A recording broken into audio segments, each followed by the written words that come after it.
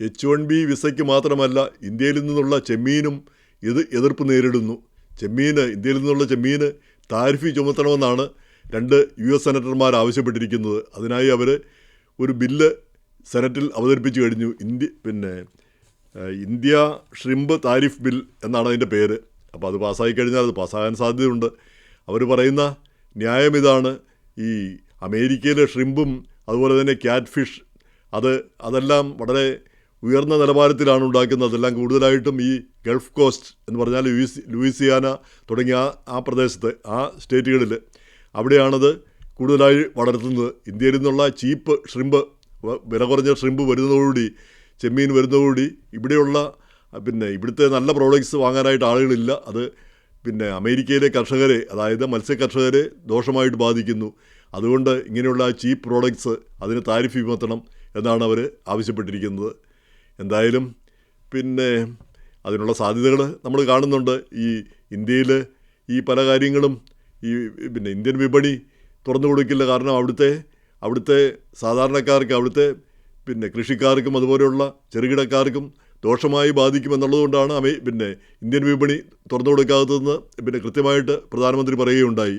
അപ്പോൾ അതേ ന്യായം തന്നെ ഇവിടെയും ഈ വിപണിയിൽ ഇവർക്ക് ദോഷം വരും, അതുകൊണ്ട് ഇങ്ങോട്ട് വരേണ്ടതില്ല എന്നുള്ള രീതിയിലാണ് ഇപ്പോൾ ഇവർ ഈ ബില്ല് അവതരിപ്പിച്ചിരിക്കുന്നത്. അപ്പം ഇങ്ങനെ ചുരുക്കി പറഞ്ഞാൽ ഒരു ട്രേഡ് വാർ തന്നെയാണ് നടന്നുകൊണ്ടിരിക്കുന്നത്.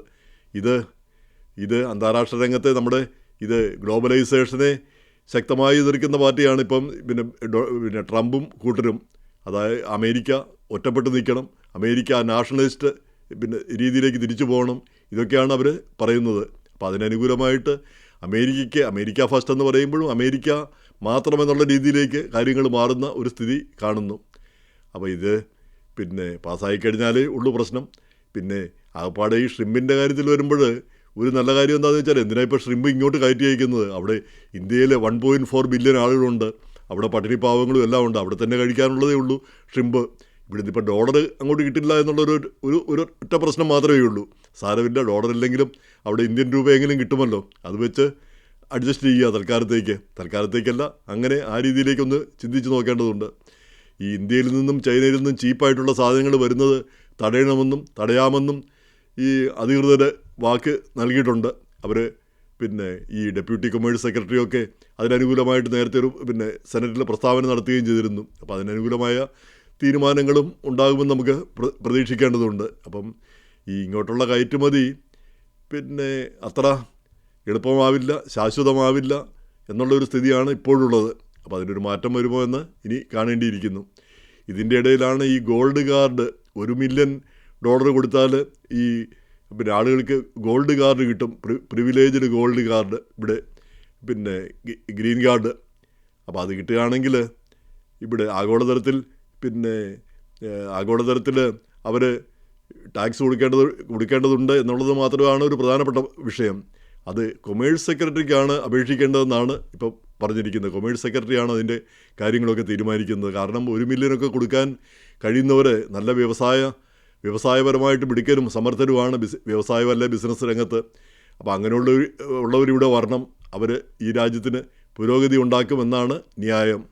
എന്തായാലും അവർക്കും സെക്യൂരിറ്റി എല്ലാം ബാധകമാണ്, പക്ഷേ കൊമേഴ്സ് ഡിപ്പാർട്ട്മെൻറ്റാണ് അത് കൈകാര്യം ചെയ്തതെന്നുള്ളൊരു വ്യത്യാസം മാത്രമാണ് അതിലുള്ളത്. ഇനി കോർപ്പറേറ്റുകൾ അത് 2 മില്യൺ കൊടുത്താൽ ഏതെങ്കിലും അമേരിക്കൻ സ്ഥാപനത്തിന് ആർക്ക് വേണമെങ്കിൽ ഗ്രീൻ കാർഡ് സ്പോൺസർ ചെയ്യാം. പക്ഷേ ഒൺലി തിങ്, അത് ആ സ്ഥാപനത്തിൻ്റെ ഉടമസ്ഥതയിലായിരിക്കും ആ ഗ്രീൻ കാർഡ്.